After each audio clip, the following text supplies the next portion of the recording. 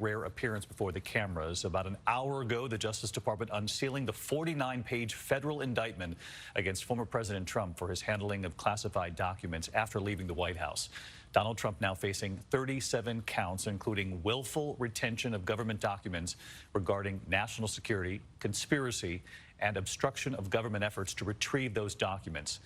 The indictment describes boxes of sensitive material stacked throughout Mar-a-Lago in a ballroom, a bathroom, bedroom, and storage areas, among other places. Trump allegedly personally involved in taking documents from the White House, according to the indictment. The indictment also alleging that when asked to return those documents back to authorities, that the former president suggested to those close to him to hide or destroy the documents, asking at some point, what if we just ignored the request? The indictment includes a staggering list of top secret and highly classified materials found on the property, including a document concerning nuclear weaponry of the United States. An aide to former President Trump also has been charged in this case. Jack Smith now approaching the podium at an undisclosed location in Washington, given the nature of this case. Let's listen. Good afternoon. Today, an indictment was unsealed, charging Donald J. Trump with felony violations of our national security laws, as well as participating in a conspiracy to obstruct justice. This indictment was voted by a grand jury of citizens in the Southern District of Florida, and I invite everyone to read it in full to understand the scope and the gravity of the crimes charged. The men and women of the United States intelligence community and our armed forces dedicate their lives to protecting our nation and its people. Our laws that protect national defense information are critical to the safety and security of the United States, and they must be enforced. Violations of those laws put our country at risk. Adherence to the rule of law is a bedrock principle of the Department of Justice, and our nation's commitment to the rule of law sets an example for the world. We have one set of laws in this country, and they apply to everyone. Applying those laws, collecting facts, that's what determines the outcome of an investigation. Nothing more and nothing less. The prosecutors in my office are among the most talented and experienced in the Department of Justice. They have investigated this case hewing to the highest ethical standards, and they will continue to do so as this case proceeds. It's very important for me to note that the defendants in this case must be presumed innocent until proven guilty beyond a reasonable doubt in a court of law. To that end, my office will seek a speedy trial in this matter, consistent with the public interest and the rights of the accused. We very much look forward to presenting our case to a jury of citizens in the Southern District of Florida. In conclusion, I would like to thank the dedicated public servants of the Federal Bureau of Investigation, with whom my office is conducting this investigation and who work tirelessly every day upholding the rule of law in our country. I'm deeply proud to stand shoulder to shoulder with them. Thank you very much. Why Florida, sir? Why did you decide to bring the case in Florida? As we had been told, Jack Smith would not take questions, would deliver a brief public statement after the 49-page indictment had been made public to the American people, laying out in great detail the 37 counts against former President Donald Trump. You heard Jack Smith there, the special counsel, saying he invites everyone in this country to read it in full, to understand the indictment, the charges, and to understand the gravity of what they lay out in the document. He said, we have one set of laws in this country, and they apply to everyone. I want to bring in our Chief Justice Correspondent, Pierre Thomas. Pierre, you cover the Justice Department. You have for many, many years. We have not heard from Jack Smith. The public hearing from him today, brief, but making the point. Read it, understand the weight, the scope of what they believe they've uncovered here, and that the law applies to everyone. David, what you saw was the quintessential career DOJ prosecutor. He was in unfamiliar territory. That's probably the biggest audience he's ever spoken to in his life. His arena is the courtroom. But what he wanted to convey today was that this was a serious, professional, done-by-the-book investigation. And I thought the fact that he emphasized that, quote, we have a set of laws that applies to everyone. And he's basically saying this case was investigated at the highest level, using all the resources of the government, and that what they found was grave.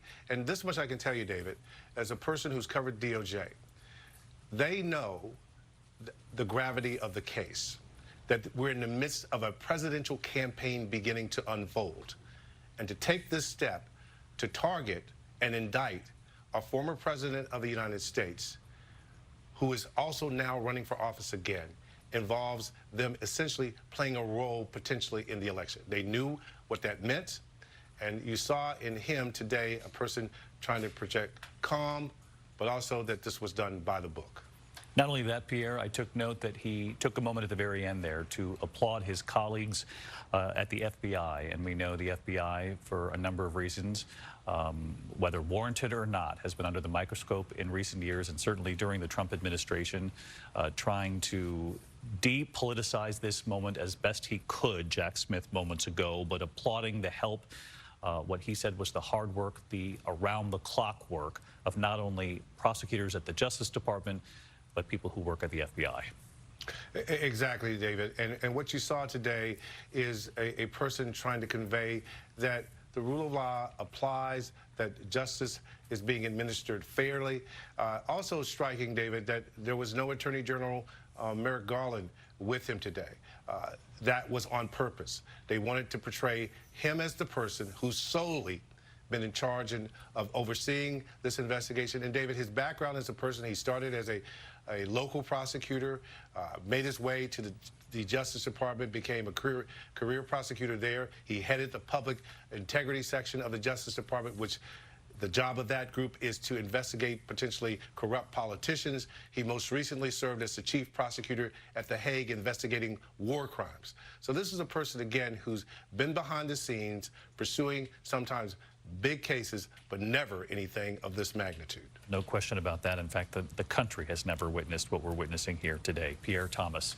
Pierre, thank you. We'll come back to you if and when we need to, the moment you learn any more information. Again, a statement delivered by Jack Smith moments ago, and this was a key line as well. He said, this indictment was voted by a grand jury of the citizens of the Southern District of Florida. Again, pointing out that these were members of the public at large, American people who voted on these charges. And he went on to say, I invite everyone to read it in full, this indictment, this 49-page indictment, to, quote, understand the scope and the gravity of the crimes charged. Let's bring in our chief legal analyst, Dan Abrams. Dan, what did you make of the statement from Jack Smith? And again, how important is it that he pointed out that this was Americans, a grand jury of citizens in the Southern District of Florida, which is now where we know this will play out? Yeah, so two things. Number one, I was reminded, struck maybe even a little bit, just by his reminding the American public about the presumption of innocence. Yes, that is not some sort of shocking revelation that he's announced it, but I think it's part of the tone that he's trying to set here. And this goes to Pierre's point, that he's trying to make the point, we are going to do this one by the books. We are not going to implicate Donald Trump in the court of public opinion. We're not going to attack him in this press conference. We're not going to insult him in this press conference. We are telling you, go read the indictment, but remember that as a legal matter, he is presumed innocent. And I think that that was a very careful and very intentional effort. Now, with regard to the Southern District of Florida, this is a small win for the Trump team, that this case was brought in the Southern District of Florida as opposed to Washington, D.C. Is there an argument they could have made about why it should be brought in Washington, D.C.? Yes, there was. But there no doubt would have been a legal effort by the Trump team to move the case to Florida. And they might have won it, or they might have even gotten the case dismissed. And so I think that they erred on the side of caution, which is when you read the indictment, almost all of the actions taken, the alleged crimes, were committed at Mar-a-Lago in the Southern District of Florida. And so prosecutors decided it's safer to go there, even though it does give Donald Trump a small advantage in terms of possible judges. In fact, the judge who's going to get the first hearing is Aileen Cannon, someone who Donald Trump appointed, as someone who made a very controversial ruling earlier as the investigation was ongoing about what access the FBI could and couldn't have to the document. She was overruled by an appellate court. Don't know if she's going to actually end up being the judge on the case itself, but already you have Donald Trump getting a judge who he appointed. You have jurors in the Southern District of Florida who would be likely more receptive to an argument from Donald Trump than maybe a Washington, D.C. jury. So it is very relevant as to where this is happening. And just to cut through and to underscore that point, Dan, what you're essentially saying is Jack Smith knows that. He could have made the case to bring this case in the District of Columbia in Washington, D.C. Instead, they have proceeded by bringing the case to the Southern District of Florida, knowing that perhaps had they not done that, the Trump team would have argued to bring it there anyway. So in doing so, they took it to Florida without even the Trump team having to make that request. And he pointed out today, read the indictment. He told the American people, read those 49 pages. You'll understand, he hopes, that was his message, the gravity of what they've uncovered here. Yeah, and I think that there are two things at play. Number one is it's probably the right legal decision to do it in Florida, even though, again, federal prosecutors do have some leeway, some arguments to make about why they can bring a case in one place instead of another case. But in a case where the world is watching, the last thing that the special counsel would want is for them to lose a big hearing or even, lo and behold, the case to get dismissed because they brought it in the wrong venue. So they clearly decided it is just not worth it. Let's take the hit that the jury pool and the potential judges may be a little better for Donald Trump in South Florida, but obviously they feel very confident in the case no matter where the venue is. Dan Abrams, we appreciate it as always. I want to take this now to Florida, where this will play out starting Tuesday afternoon, 3 p.m., when the former president has been asked to appear to face these federal criminal charges. Again, the first time this has ever happened. We're all witnessing this together, and I want to bring in Aaron Katursky, our senior investigative reporter. And Aaron, take us through what the American public will see come Tuesday.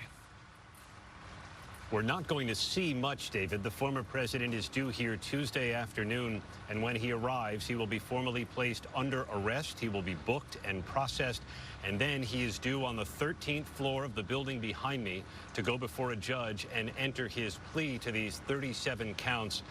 Based on his reaction to the charges so far, we assume that plea is going to be not guilty, and that will begin the speedy trial clock that Jack Smith talked about to try to get this case to some kind of resolution. How quickly it can be done, who knows? In prior cases, delay tactics have been a hallmark of the Trump legal strategy, but he is going to be working with new lawyers because the two lawyers of his that were handling this case resigned today following news of the indictment.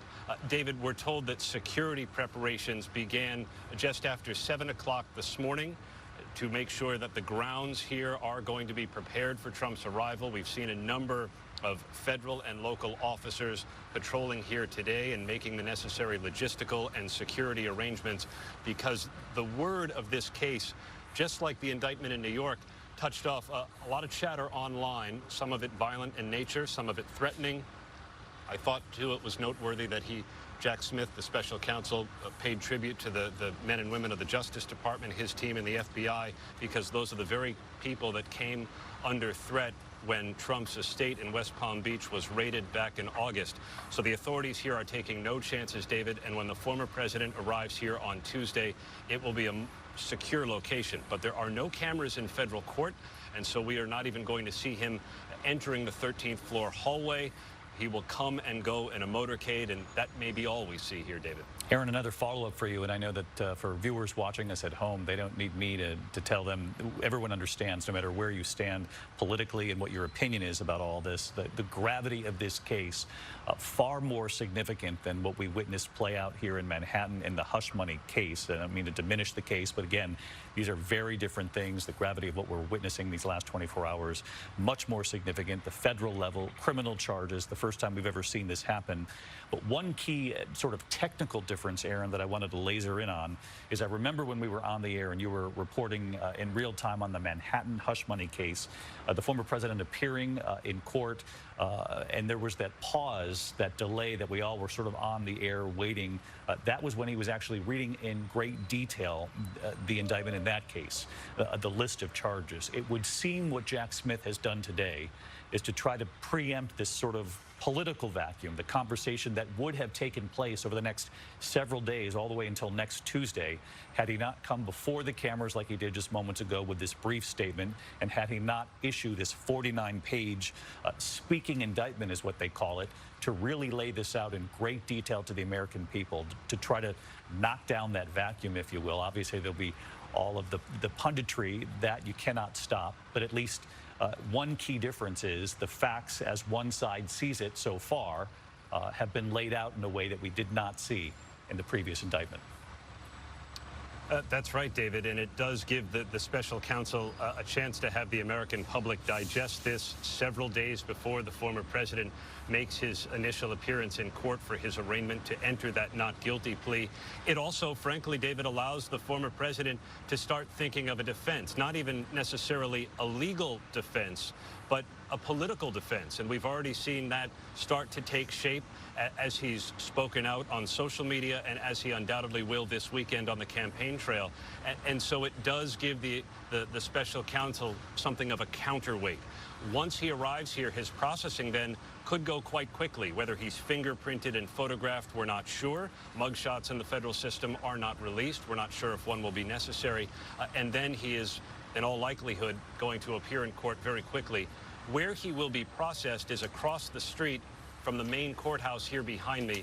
All of these buildings are connected underground, so in all likelihood, we will not see the former president outside at all during his arraignment on Tuesday, David. And Aaron, just a reminder, viewers, if you will, again, there's always so much talk about political strategy when it comes to Donald Trump. For years, even before he became the president, during the Trump administration, and then thereafter. But putting political strategy aside, just remind everyone, if you will, the weight of the charges that have been listed in great detail here, these 37 counts. Political strategy will be very important, I'm sure, to the Trump team, but he faces a significant legal threat here. The legal threat here he'll have to take into account. Certainly, it's much more serious than any sort of political strategy. Well, I was talking to one attorney who had been involved in consulting with former President Trump at one point, asked him what he thought about the indictment, and he just sent me a message to say it's bad. And you heard special counsel Jack Smith outline why. He said violations of national security law put the country at risk. And in the view of the special counsel, the charged conduct here seems to have put the country at risk. The former president's supporters and defenders may not agree with that, but the special counsel believes he's not only on firm footing with the law, but has the intent of former President Trump to willfully disregard it behind him. And that is the case that he says he looks forward to presenting to the citizens here in South Florida when the time comes. And again, a presumption of innocence. We have said that repeatedly in our coverage, and you heard Jack Smith say that himself. Dan Abrams making that point as well. But again, Aaron Katersky, the potential punishment here, and I don't want to get ahead of ourselves at all, but when you look at the seriousness of these charges, the potential punishment here could be significant. That's yet another distinction from his indictment in state court in Manhattan, David, where he faces 34 felony counts of falsifying business records. It's hard to imagine the former president facing any prison time in New York. Here, the charges under the Espionage Act and under some of the obstruction statutes that have been laid out by the special counsel are punishable in theory by decades in prison should the former president be convicted. Aaron Katersky outside the federal courthouse, where we will see Donald Trump next Tuesday, 3 p.m., presenting himself before the judge in this case, this 37-count indictment, an additional count for one of his close aides. I want to bring in our chief Washington correspondent, Jonathan Karl, because, John, you heard Jack Smith there essentially invite the American people to read through this 49-page indictment to understand the gravity, was the word he used, of the situation and of the evidence that has been gathered. You have been to Mar-a-Lago several times to interview the former president. You know the grounds, you know the very public setting, the nature of this. When Americans do read this indictment, when they get a chance and they see the reporting on it, just the images from inside Mar-a-Lago, the boxes, the locations, it's sort of stunning in scope. It really, first of all, you know, Jack Smith outlines the sensitivity of these documents, documents that outline the military capability of the United States and our allies, and also the military vulnerabilities of the United States and our allies, details about the U.S. nuclear programs, and then look where the documents were, according to Jack Smith. He talks about them being in the ballroom. We've seen that photograph. The boxes stretch out in that ballroom. I've been in that ballroom countless times for events at Mar-a-Lago. Also in a bathroom, in a shower. Documents found in a shower, in an office space. We know that from our own reporting to be his office space on the second floor in Mar-a-Lago, in his bedroom, documents found, and in a storage room.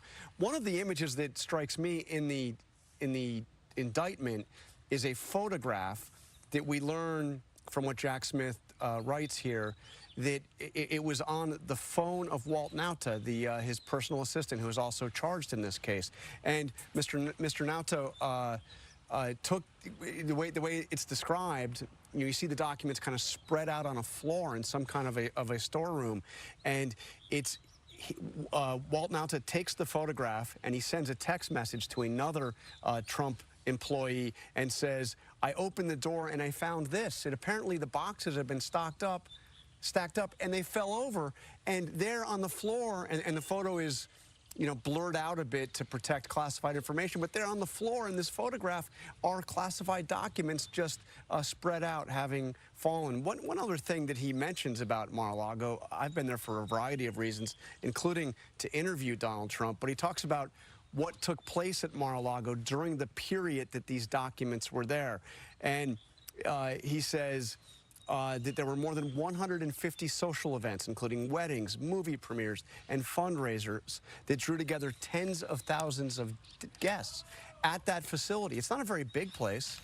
At that place where you had classified, some highly sensitive classified documents strewn out over various rooms at the club. John, you talk about Walt Nauta, the advisor, who's also included in this indictment. One count he now faces. And I just want to ask you about this because in the indictment, prosecutors describe another text. You were talking about one there in particular from Walt Nauta. There's another one, a text exchange between Walt Nauta and a Trump employee during which Nauta says that Trump was tracking several of the boxes of documents and planned to go through them and asked for new covers for these boxes.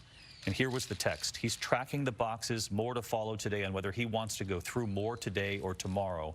Another text from Nauta on January 2022 revealed that Trump was asking for new covers for the boxes. One thing he asked for with the new covers for the boxes, that's Monday morning. Can we get new box covers before giving these to him on Monday? They have too much writing on them. But again, this talks about, and it's an allegation here, and obviously the president will make his case, but the allegation here, and this is just one of so many descriptions of interactions with the former president, is that he was heavily involved with these boxes, with these documents, fully aware. And with directing his employees, in that case, Walt Nauta, and also his attorneys, to conceal these documents, to prevent prosecutors from getting their hands on them, even after they had been subpoenaed. There's another a section of the indictment that talks about Walt Nauta being directed to move some of the boxes to the Trump airplane in June of 2022. So before before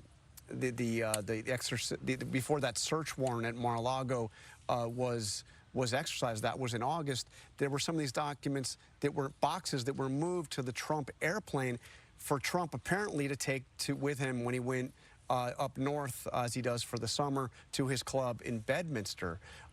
Clearly, and by the way, one thing that's interesting there that I'm sure is catching Trump's attention is they say the reason they know that is from surveillance footage from the surveillance cameras, the security cameras at Mar-a-Lago. So you see that the prosecutors have had access to the images and the messages on his close personal aide's cell phone. Also, access to the video from his own security cameras at Mar-a-Lago. They can develop a pretty clear picture of what happened here. One other note, David, on Walt Nauta. He was the valet in the White House, a Navy veteran. He came up in the January 6th investigation because he was the person who first informed Donald Trump that there was an attack underway at the U.S. Capitol. He was the person that greeted Trump in the Oval Office when Trump returned from the speech he had that morning, and told him that he was unable to watch his speech because the television coverage had been interrupted to show the attack on the Capitol. So he's, somebody who has had a very close proximity to Donald Trump at the center of both of these investigations, the one we're talking about now, the documents investigation, but also the January 6th investigation. And just to drive home this point that you've made, John, because you have been to Mar-a-Lago, when you hear about boxes of documents in a ballroom, a bedroom, a public bathroom, documents being moved to the Trump plane, you bring up the surveillance video that they talk about in this 49-page indictment. And just to be clear, that surveillance video does include a portion of time after the subpoena to say, look, we know there's more here, turn it over. And essentially, authorities have been told we did turn everything over. That's why that surveillance video is key, correct? Yes, in fact, what I described going to the plane was when the FBI and representatives from the Justice Department had visited Mar-a-Lago to meet with the attorneys to go over what documents had been in their possession. This is before the investigation turned to a more hostile phase where they had to actually get a search warrant to come in and do that surprise search in August of Mar-a-Lago. And those boxes were moved just as Trump is meeting with the FBI to say, okay, here's what I have. You can take a look with my attorney's presence. Well, some of those boxes, according to this indictment, had been moved by his close personal aide to his airplane, and that process was captured, at least part of it, by those surveillance cameras. John Carl with us here this afternoon. John, thank you as always. John Santucci, who has covered Donald Trump, the presidency, the candidate before he won the election in 2016. And John, you've been in touch with sources at Bedminster, which is where the former president is right now, with those surrounding him, reading through the indictment. I wonder, and maybe you don't know this, but was he watching Jack Smith? You'd have to assume as much. I'll be honest, David, I don't know. I can tell you most people that I've been talking to have said reading, trying to digest this, trying to figure it out. And also, you can see it from the comments Donald Trump has made in his social media platform. He is fired up. He is angry. He is attacked. We're not going to read the statements because they're full of misinformation, but he has attacked the special counsel, attacked President Joe Biden. He is in full war mode, as one person said. But absolutely, you have to imagine Donald Trump taking this all in, watching it. We know he is a consumer of news just the way you and I are. But I will say, David, one thing that's been interesting, there's a word that multiple sources that are still close to former President Trump have texted me, and it's the same word, sad. And the other one that's been pretty common, actually, two people wrote me, unnecessary. Many people writing, why would he do this? Why would he take it to them? And others saying the whole thing is just stupid. But the other observation that I got from one longtime, now former aide to the president, still keeps in touch with him, the person said to me, I can hear his voice when they read through the indictment. You could hear him saying, come here, let me show you this. And this person made the point to me, that wasn't just a one-time thing. Donald Trump would do that all the time in the White House, in Trump Tower. David, he did it to you and me multiple times, right? Let me show you something. That's the Donald Trump act, and clearly that is the act that has gotten him in big trouble here, David. And some of your sources that you're speaking to, I'm sure not necessarily at Bedminster right now, and those who are telling you unnecessary, for example. Let me just ask you, are they talking about, why not just turn the classified documents back over to authorities when they asked for them? Yeah, I think they're talking about both things, right? It's unnecessary. Why did you take all of this stuff? I mean, many people over the years have made the comment to me about Donald Trump, the hoarder, that he has kept things. I remember being in the 26th floor of Trump Tower and seeing the stacks of things that were just accumulated. And you couldn't even find a room to stand, actually, when you're in the room. It's rather hard because it's full of magazines, clippings, photos he's kept, memorabilia. I mean, Pierre used the word earlier, and I agree with it, trophies, things he wants to show off to people. But the unnecessary of it, David, you hit it right there. It's like, why not just give it back? And I remember asking a longtime aide that after the raid, because we could tell that they had communications back and forth with the special counsel and federal prosecutors at that point. And the aide made the observation to me, you know him, when he's told to do something, what is he going to do? The complete opposite. He's not going to give it back if somebody tells him to. John Santucci, our thanks to you, John. I want to bring in Mary Bruce at the White House, our chief White House correspondent. Mary, have we heard anything from the Biden administration at this point? And obviously the second follow-up here is you have a lot of Americans saying, well, what about Mike Pence? Classified documents were found at his house. What about the President Biden, documents found in one of his former offices and at one of his homes? Those are questions the White House will face as well. Yeah, David, first of all, no, we have not heard the president comment on this. He has been asked about this indictment broadly, and he has made very clear on 2 occasions today that he is not going to be commenting on this. This White House essentially wants nothing to do with this. They are very aware that the former president and that his supporters are arguing that this is politically motivated. This president, Joe Biden, has vowed to protect the independence of the Justice Department, and he knows that anything he says or does or comment that he may make on this indictment, on these charges, could be used to try and undermine this investigation and this case and be used as a political cudgel against him and in this election. As for your second question, we have, of course, seen already Donald Trump's attorneys and his supporters, the former president himself, on his social media posts, trying to draw an equivalency, asking, essentially arguing that there is a double standard here. Why aren't we seeing the same kind of focus on the special counsel investigation into Joe Biden's handling of classified documents? There are some very critical and important differences between these cases. So let's make it very clear here. First of all, Joe Biden has said that he was completely unaware that these documents were maintained and held on to, that they were found in his former private office and in his private residence. He said he was surprised to learn they were there. And secondly, perhaps more importantly, when you come to the comparisons here, Joe Biden and this White House and his team have been completely cooperative with the authorities. They have said that the second they discovered any classified documents in their possession, they immediately called the National Archives. They turned everything over. Going forward from that point, they also cooperated with authorities on their searches of his residences, of his office, to make sure that they were being fully cooperative with this investigation. And they have cooperated with the special counsel's request, with Robert Hur's requests of his investigation since then. That is a very sharp contrast to the allegations in this indictment against the former president, who, as we have been discussing, knowingly, allegedly took documents with him, willfully concealed them from authorities, and conspired to obstruct justice, allegedly. David.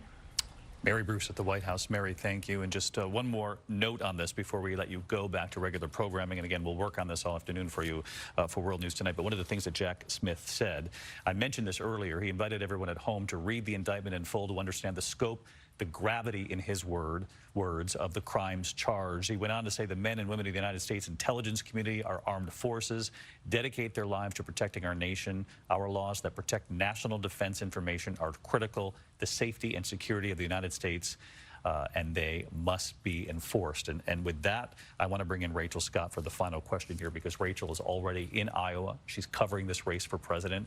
And of course, the Republican field is already quite large. This is where the political strategy comes in for all of the other Republican candidates, Rachel, because they are reading what you and I have read here this afternoon. It's spelled out in this 49-page indictment. We're talking about classified documents that involve U.S. nuclear capabilities, the risks that the U.S. military and the U.S. as a country face militarily, whether or not we could come under attack, what we would do if we did come under attack. A number of these highly sensitive documents, and again, the reporting that we had even before the indictment today about the alleged plan that was talked about, potential plan during the Trump years to attack Iran. Again, all of this included in the indictment, the scope of what these classified documents sort of covered. So having said that, I know that you and the political team have reached out to every single one of these Republican campaigns this afternoon to ask them, are they comfortable with a former president holding on to classified information in particular, the information that involves our nuclear capabilities, our nuclear secrets, our military capabilities, and the potential threats we face as a country.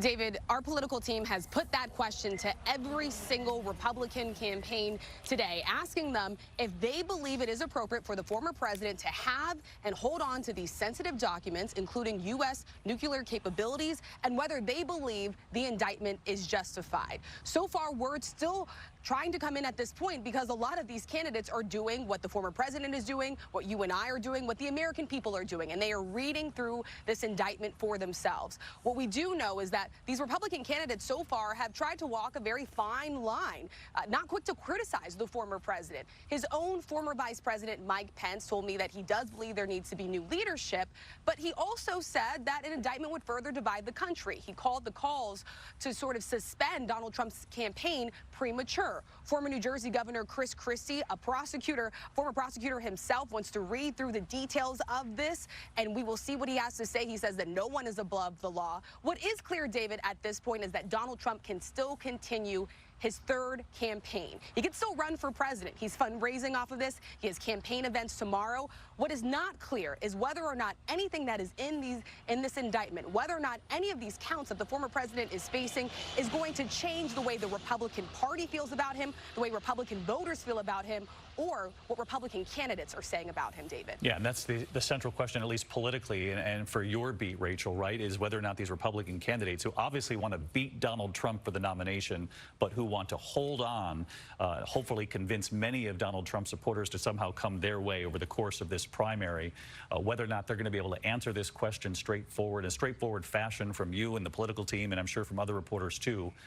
Bottom line, are they comfortable with the former president holding on to classified documents, allegedly, that include our nuclear capabilities and the risk we face as a country to come under military attack and what those responses would be? And again, those are just a couple of the examples. It's going to be really fascinating to see how they politically find a way to try to answer that question, given the gravity of what we're witnessing today.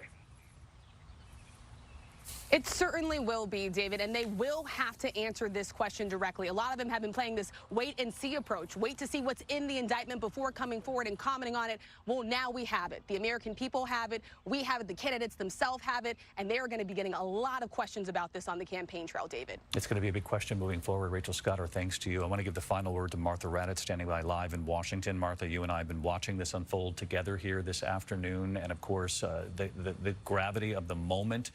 You could see it in Jack Smith's face, someone who does not come before the cameras. We had not heard from him until now. He knows he's a political target. But as we said earlier, going out of his way to say he needs to be presumed innocent until proven guilty, but that we will, in front of the American people, make this case, 49-page indictment today, and the rest of the legal process to come. But given the scope and nature of these 37 counts, you know, we have said over and over again that we have never seen anything like this before, but the weight of this truly is extraordinary, Martha. It truly is, David, and you've said again and again today that it was surprisingly serious. This was far more serious than any of us thought. Nuclear capabilities, possibly giving up human sources. This is the kind of information that the Russians would pay for, that they've paid for spies in the past. I'm not saying that Donald Trump is giving away this information to foreign countries on purpose, but what I am saying is having that lay around and having it available to almost anyone could not be more serious. When people write books, they have to get permission if they have been in the government, if they have maintained secrets. You don't go talking about them at cocktail parties. You never talk about them. Once secret, always secret. So you can't talk about classified information, and you certainly can't take it home. Right now, we have Jack Teixeira in jail up in Massachusetts because he shared classified information. Earlier this year, an Air Force officer was sentenced to 3 years in prison for taking home classified documents. That tells you just how serious this is, and we have a former president of the United States charged with the same thing. Martha Raddatz in our Washington Bureau. Martha, our thanks to you and to the entire team this afternoon and their great care in reporting this out. Our coverage continues on ABC News Live, abcnews.com. I'll, of course, be back with the entire team for World News Tonight a little later this afternoon. I'm David Muir in New York. Until then, good day.